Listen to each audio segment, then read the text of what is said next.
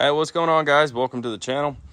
Today I'm gonna be doing a budget second gen swap on my third gen over here. It's an 06 Ram 3500 5.9 with a G56 manual.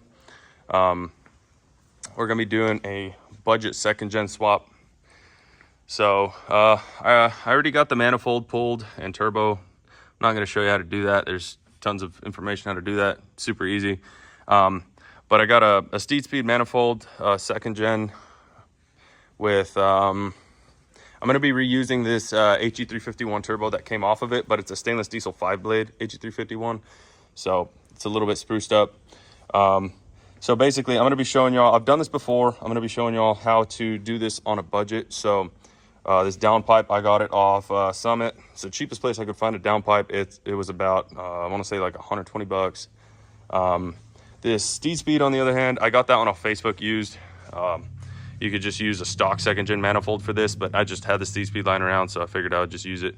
But yeah, I'll be showing y'all how to do it on the cheap. So what we're going to be doing is clocking this He351 to where, like, the factory, the way it was, this was sitting up here. So I'm going to show y'all how I'm going to be clocking it and maintaining the wastegate function. So you can see here is the bracket that it attached to before.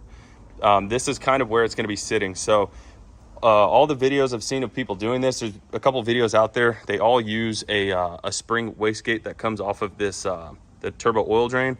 But I don't like that. I want to reuse the factory, like keep everything functioning as factory. So what I'm going to be attempting today, and if you'll be seeing this, it means it worked, or I found a different solution. We're going to be cutting this off and either remaking it out of aluminum or using this same one if I can salvage it.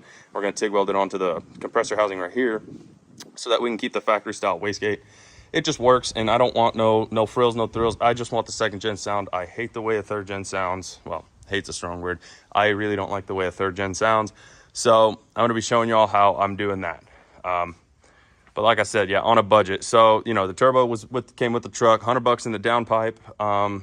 The steed speed, I think I paid like $300-400 bucks for it, but you can get a stock second gen manifold or a cheaper version like a Smedding or something, and do this on the cheap. We're gonna be modifying our stock cold side pipe. The truck has somewhere over here, there's a S&B intake. We're gonna try and reuse the box and everything, just make our own intake.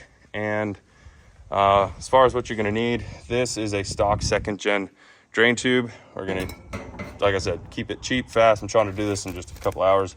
I got some steel MLS gaskets because the other ones suck. Drain gasket. We have a T4 gasket and a T3. Reason being, this is a T4 manifold, so it's one extra step. I found a reducer that's going to work for this. We're just going to reduce it down to the T3. Simple as that. I'll be showing y'all how to do that and documenting it on the way. This one does not have the He351 flange on it, but I'll be showing y'all how I do that as well. Keep it fast, simple, cheap, easy. I'll get back to y'all once I get a little bit further on the turbo and all that. All right, so I got the turbo pulled apart, pulled the compressor housing off. There's this snap ring on the back side here that holds it in place. And then I got the cartridge removed from the exhaust housing. So I want to say this one doesn't have it, but I'm assuming since this is the stainless diesel turbo, it's been a couple of years since I did the last one. I want to say the factory ones have centering pins that don't allow you to clock it. All you got to do is pull it apart, pull those pins out, and then you can clock it whichever direction you need. So I want to say once those are removed, then you can clock them, because I did this before with the stock turbo, but it's been like 5 years since I did it. So now I got this pulled apart. We can clock it however we need, and then we're gonna get started. I'm just waiting on my adapter to show up. That's the only thing I don't have yet, but I got the downpipe removed. This is your factory drain tube for the He351, and then this is the second gen one. It looks a little crazy long. I'll let y'all know how it fits. But what I have done before is I actually just cut it right there and right there. Got oil grade turbo, or oil grade drain lines, and then I just use hose clamps and stuff, but it leaked here and there, so I didn't like that, so I went with this time.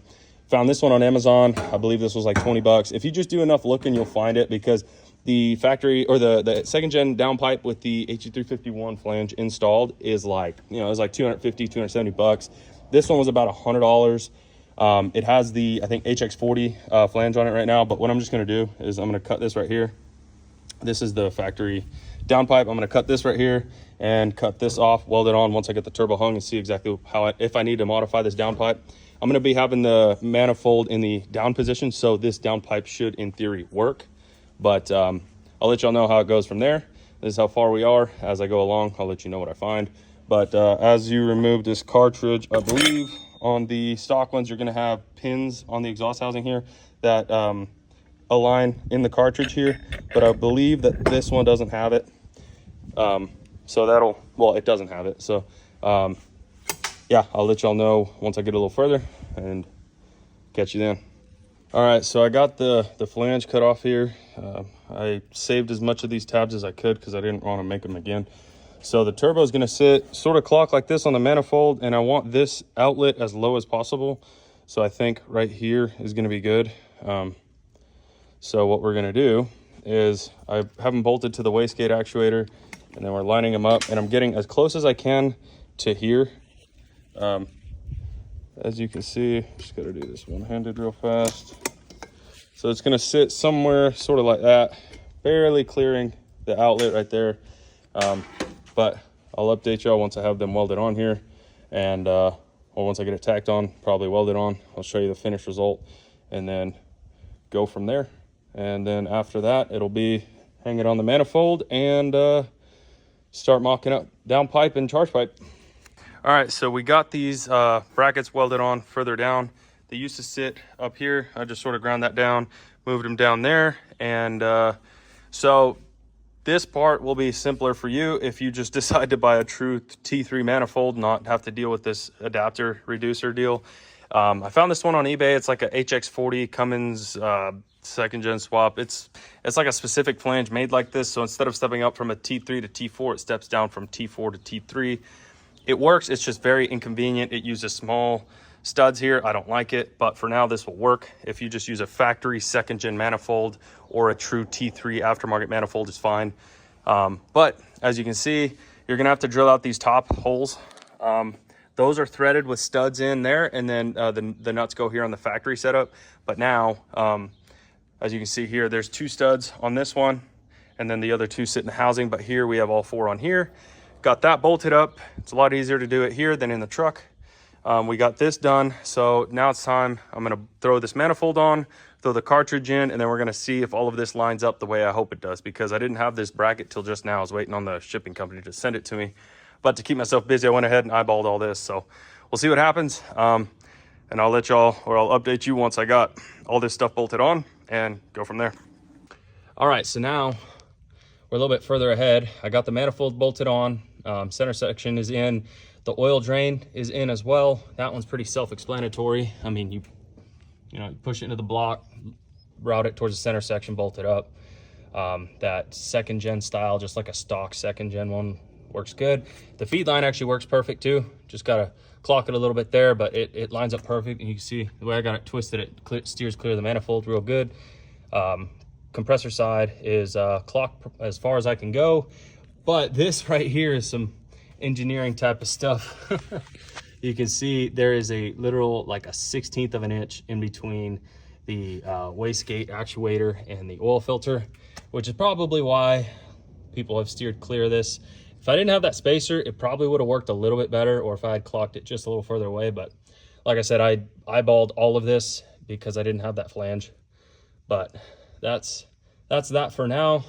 Just got to install this solenoid here, attach that hose, and then we're on to the downpipe and the charge pipe, and then the intake will be the last piece we do.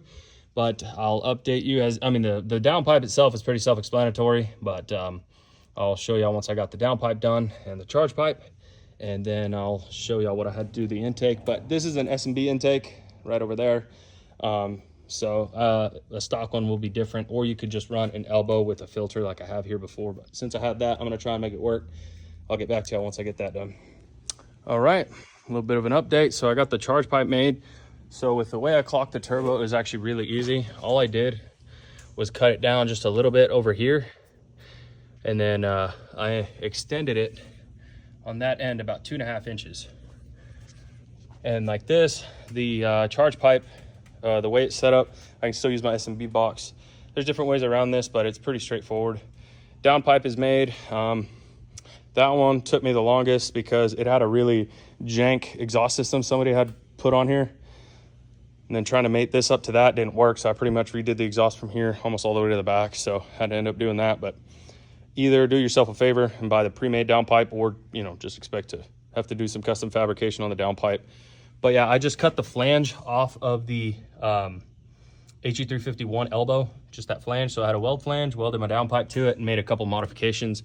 And that's in now. Charge pipe is done, just got a bolt hit on.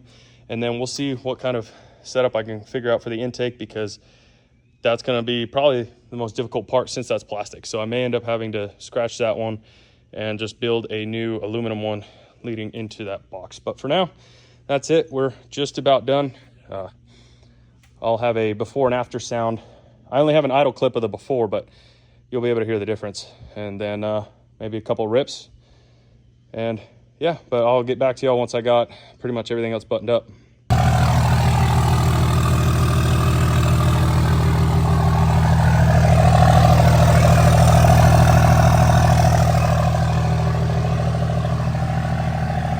All right, so here's a little test drive with the 2nd gen swap.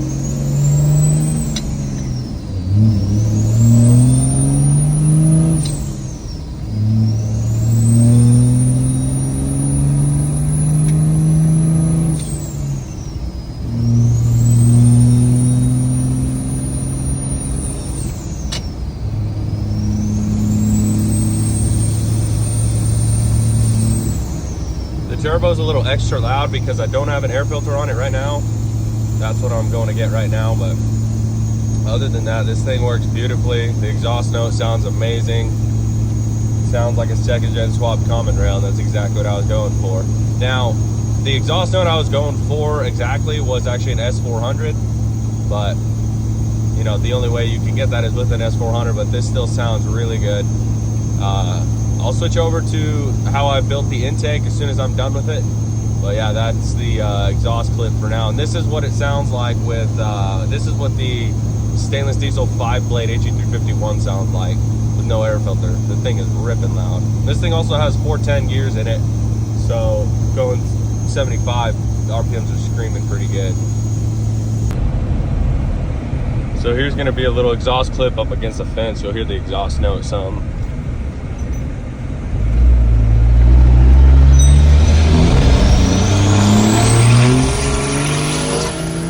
Alrighty guys, so here's the finished product. 2nd gen swap with the He351. I actually chopped up and reused my intake tube. It's kind of dirty in here, but I just had to plastic weld it together to create the intake combo that I wanted. But this is it. I've been driving it around. Works really good. Sounds really good. Yeah, you can see there it is. You can see over there. You can see the way I mounted the wastegate. That's my favorite part, is that it's not sitting, the flange is still sitting up here, and then you gotta do the spring gate. This thing works just like stock. That's my favorite part. I hadn't seen anybody do this, so it's nice to try something and it works, but that's it. I might try and roll some exhaust clips after this if I can get some, but that'll be it. Thank y'all for watching, and catch you on the next one.